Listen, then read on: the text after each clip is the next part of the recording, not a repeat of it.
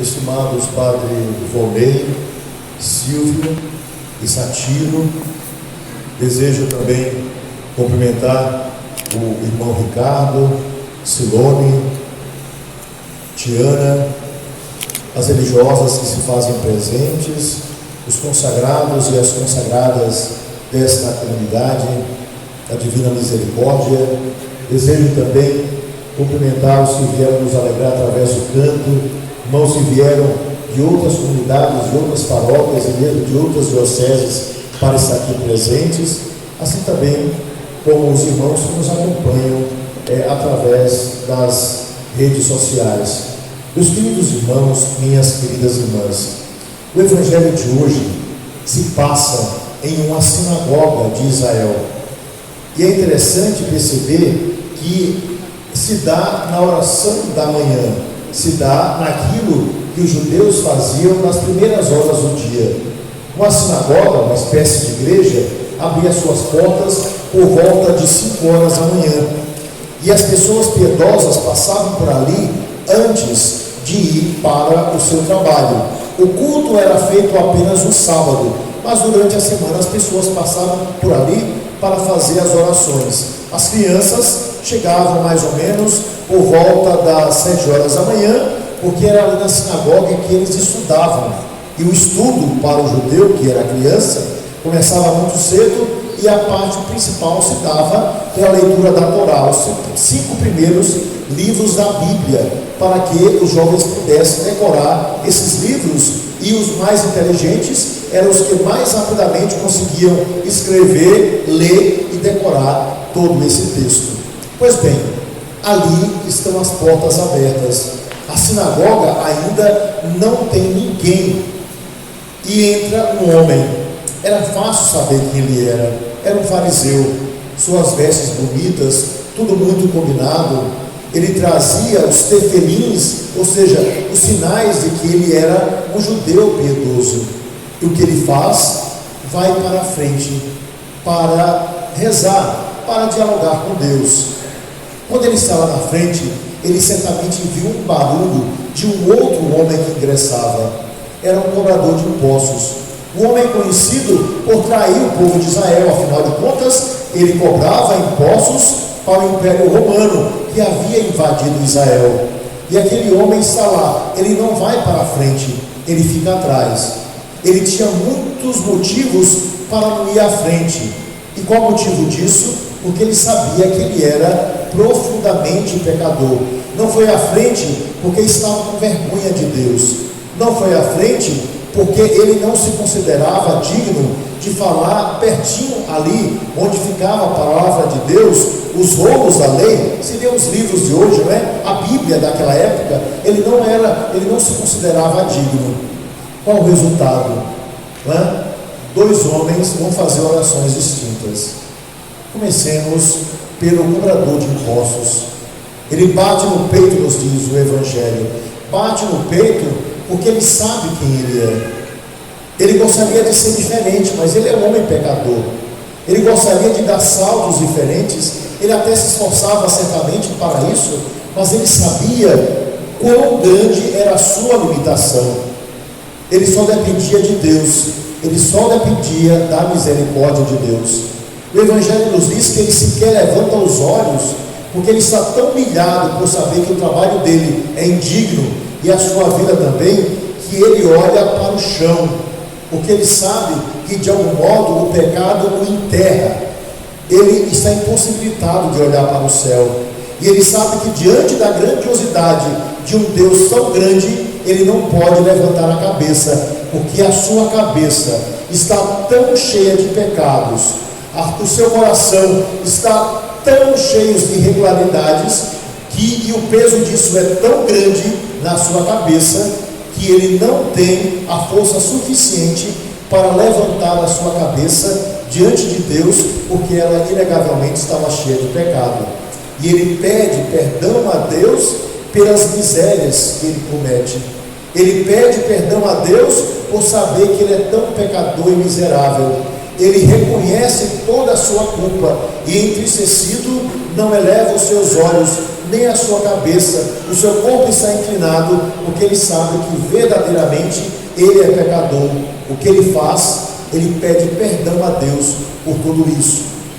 Pois bem, lá na frente está um outro homem, é um fariseu. Jesus nos mostra através dessa parábola. O fariseu, o que faz? Olha para trás. Ao invés de olhar para Deus, ele olha para a vida dos outros. Ao invés de se concentrar na sua oração, ele está concentrado no pecado dos outros. E é interessante que esse homem começa a fazer uma oração. E que oração ele faz? Uma oração para si mesmo. Ele é Deus dele mesmo. Porque ele começa a dizer, embora ele diga Senhor, mas ele diz, eu não sou igual a esse homem. A comparação é em relação a ele. Ele é melhor do que todo mundo. Ele é melhor do que qualquer pessoa. Ele assim se considera. E a sua oração começa a dizer, Senhor, eu não sou como esse homem. Eu pago os impostos, eu faço as minhas orações, eu recolho o meu dízimo. E ele vai dizendo tudo sobre ele mesmo. Eu tenho a impressão que no meio daquela oração, quando aquele homem começou a falar tanto Deus disse, olhe, eu acho que não tem lugar aqui, eu vou embora, eu vou deixar esse homem com o Deus que ele criou para si mesmo. Aquele homem era um idólatra. Pode parecer estranho, mas ele era um idólatra. Ele falava de Deus, mas ele criou um Deus para si. E qual era o Deus que ele criou para si? Ele mesmo.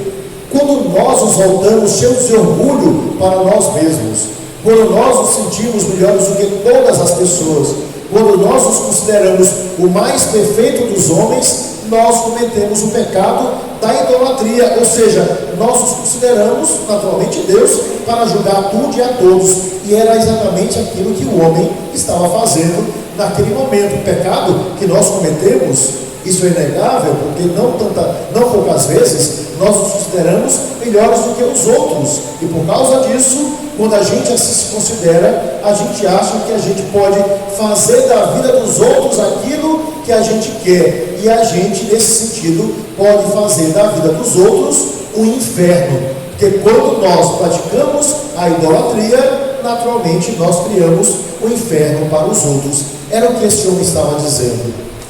E é bonito perceber, que Jesus vai dizer que o primeiro saiu justificado e o segundo não. Qual o motivo? O primeiro, que era tão pecador, saiu justificado. Por um motivo muito simples, meus irmãos e minhas irmãs. Aquele homem não trazia no seu coração a arrogância do que estava lá na frente. Esta é a grande diferença. Ou seja, nós somos todos, sem exceção, pecadores. Alguns mais, outros menos. Mas todos nós somos pecadores. Quem de nós pode dizer, eu jamais cometerei esse pecado? Quem de nós pode dizer, eu sou melhor do que os outros? Quem de nós não traz dentro de si um segredo que a gente vai levar para o túmulo?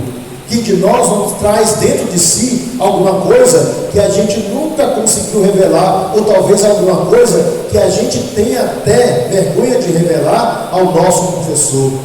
Quem de nós não tem pensamentos que, se fossem colocados ao vento, envergonharia até as pessoas que estão à sua frente?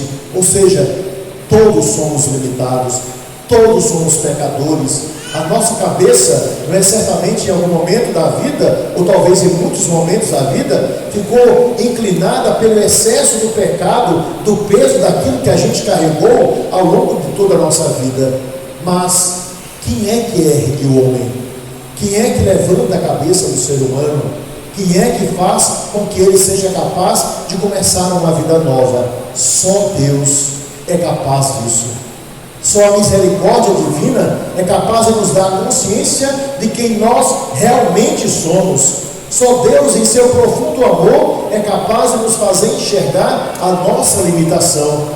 E como sabemos que podemos pecar mais uma vez, e amanhã outra vez, e depois sim, a gente só pode confiar na misericórdia do Senhor ao tempo em que a gente pede que Ele seja cheio de amor para que a sua justiça não pese em nossa vida de tal modo que nós nos percamos ao longo de toda a nossa existência. Deus é misericordioso, por isso Ele é justo. E como Deus é justo, Ele é também misericordioso, porque Ele lê toda a nossa vida, toda a nossa história. Não lê a aparência, lê o nosso inconsciente, lê aquilo que a gente traz dentro de si. E conhecendo toda a nossa vida e toda a nossa história, embora nós não mereçamos, Ele nos trata, por causa dessa justiça, por conhecer tudo e por causa desse coração cheio de amor, Ele nos trata com a divina misericórdia. Meus irmãos e minhas irmãs, o Evangelho de hoje pede que nós sejamos capazes de fazer uma visita ao mais profundo de nós mesmos. Pede que nós sejamos capazes de observar as nossas próprias limitações e as nossas possibilidades. As limitações são os pecados, as possibilidades é exatamente ter a capacidade de começar tudo outra vez. Saber que, pelo amor de Deus, pela sua misericórdia, nós podemos inegavelmente começar uma vida nova a cada instante, a cada dia, porque o que Deus deseja para nós não é que sejamos grandes heróis, mas o que Deus deseja é que nós vagarosamente crescemos na caridade, crescemos na santidade, largando para o lado aquilo que não serve e abraçando a sua obra, que é bonita, que é cheia de amor, que é cheia de possibilidades e que nos faz, inegavelmente, ser homens melhores. Embora, durante toda a vida, nós sabemos que temos a possibilidade de cair, porque somos humanos. Assim, meus irmãos e minhas irmãs, olhemos bem para essas duas pessoas. Principalmente, olhemos talvez para aquele que mais se parece conosco, que pode ser exatamente aquele arrogante, aquele fariseu. Os antigos diziam: quem muito se preocupa com a vida dos outros, se esquece da sua. E é assim que a gente pode viver na sociedade, olhando para os outros, apontando os erros dos outros e esquecendo dos nossos. Santa Teresa d'Ávila, grande teóloga da igreja, grande doutora, dizia: cuidado para você não se sentar nos seus pecados para apontar o pecado dos outros. Isso pode acontecer com qualquer um de nós. Eu sou melhor do que tal pessoa. Isso mostra não uma estima elevada da pessoa humana, mas isso mostra que essa pessoa, sendo tão miserável porque reconhece, embora não diga os seus pecados, acabe apontando uns dos outros para tentar encobrir as misérias que pratica. Essa é a grande realidade que pode acontecer conosco. E por causa disso, o Senhor nos pede inegavelmente uma atitude nova, que é, olhando para o céu e reconhecendo a misericórdia do Senhor, olhar para si mesmo, para que assim, reconhecendo as nossas limitações, a gente diga: Senhor, sou igual a todas as pessoas. Senhor, sou irmão na busca da santidade, mas também pelos pecados que cometo a todos os homens da humanidade. Tenha misericórdia de mim, porque eu só posso contar com o Senhor para melhorar a vida que eu tenho, para transformar o meu coração em um coração melhor, para transformar a realidade da minha existência naquela que realmente vale a pena ser vivida. Portanto, meus irmãos e minhas irmãs, que cada um de nós olhe para si mesmo, e cada um de nós perca tempo meditando sobre a própria vida e perguntando a Deus onde preciso melhorar, Senhor, e ao mesmo tempo perguntar a Deus: Senhor, quais são as possibilidades que o Senhor me dá para que eu comece uma vida nova. E cada um de nós abrace, portanto, esse projeto de Deus, de vivendo a sua misericórdia, nós automaticamente, pela experiência desse amor, que sejamos também capazes de transformar a vida de cada irmão, sendo nós mesmos misericordiosos ao tempo em que confiamos na misericórdia divina. Eis a grande graça, eis a grande bênção e eis o convite que hoje o Senhor nos faz. Meus irmãos e minhas irmãs, Para concluir, essa minha palavra, eu gostaria de contar uma historinha para vocês. Uma historinha simples, mas que talvez resuma aquilo que o Evangelho de hoje nos diz. Então, essa história contada pelo Papa Francisco, eu acho que serve para todos nós no dia de hoje. E a história nos diz o seguinte: havia uma senhora de uma determinada paróquia que era extremamente fofoqueira. Ela sabia da vida de todo mundo, de todos os detalhes sobre a vida do padre, de todos os detalhes do pessoal da comunidade, de tudo. E naturalmente ela sempre olhava aquilo que era negativo, e ela espalhava fofocas, histórias, e acrescentava alguma coisa em todos os lugares para todas as pessoas. E por coincidência, essa mulher tinha casa diante da igreja da paróquia. Era bem perto assim, aqui ficava a casa, ali estava a paróquia. E a janela onde ela passava o dia todo, falando e controlando a vida das pessoas, inclusive a vida do padre, ficava exatamente diante da porta da igreja. E ali, da janela da sua casa, ela podia ver o sacrário que ficava bem diante dos seus olhos, lá dentro da igreja. E entre uma fofoca e outra, ela fazia uma oraçãozinha olhando para Jesus. Pois bem, resultado, essa senhora ficou doente, e ficou de cama no quarto onde ficava a janela. E ela pediu para chamar o padre, para que o padre pudesse ajudá-la de alguma forma. E o padre foi lá. Foi lá, ela estava deitada na cama, e o padre disse: pois não, minha filha, o que é que você deseja? Ela disse: padre, olha, eu estou impossibilitada de ir à igreja durante esses dias. Então, eu gostaria de lhe pedir um favor, que o senhor todos os dias vinha me trazer a Eucaristia aqui, para que não me falte Jesus. Então o padre, olhando para ela, disse: mas minha filha, você não precisa que eu venha aqui para lhe trazer a Eucaristia. Veja só, a janela aqui do seu quarto, onde você passa o dia todo, fica exatamente diante do sacrário que está lá, que eu posso ver daqui. Basta que você se levante um pouquinho da cama, venha aqui até a janela onde você passa o dia todo, tire a língua da sua boca e leve até o sacrário, passando pela rua, abra o sacrário, comungue lá com sua língua e traga outra vez a língua para a sua boca, e assim você não vai precisar da ajuda de ninguém. Bom, é uma piada, na verdade, mas é uma história que pode nos dizer exatamente daquilo que a gente pode praticar, porque a gente ri dos outros, mas a gente pode ser exatamente igual.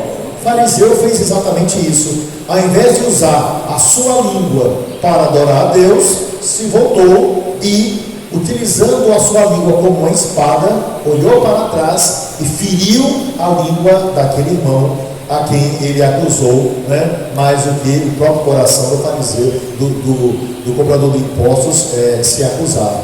Então, que Deus, fonte de todo amor e de misericórdia, nos dê a possibilidade de começar uma vida nova, contando única e exclusivamente com a misericórdia do Senhor. E com Ele, nós seremos também misericordiosos com todos os irmãos que o Senhor nos deu para evangelizar. Que assim seja.